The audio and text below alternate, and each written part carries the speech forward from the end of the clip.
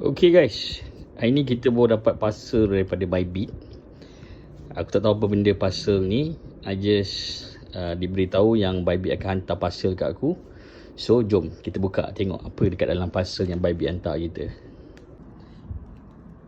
So basically aku dah buka parcel yang bybit hantar tu.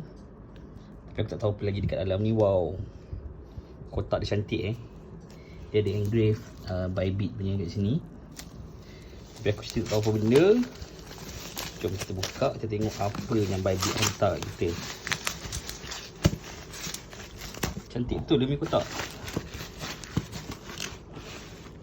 Atas ni ada tulis Mandarin Oriental Kuala Lumpur. Kita tengok apa dekat dalam ni. Ini satu kotak misteri betul.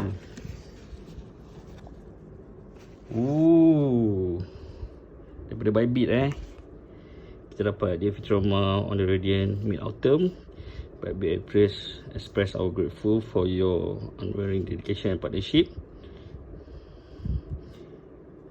So kind of bybit ni team dia bagi aku rasa ni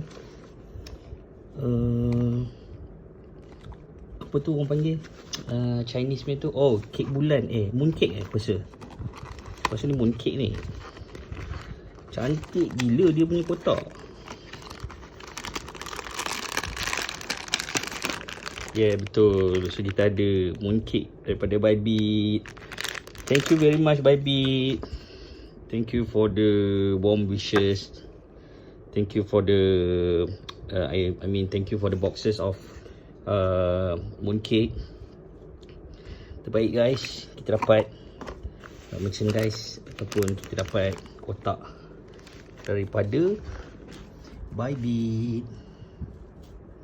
Thank you bybit. Hope our friendship and our partnership will go long term. Right guys, siapa yang nak daftar bybit punya account boleh klik link dekat bio TikTok aku. Alright guys, Assalamualaikum and selamat maju jaya. Peace.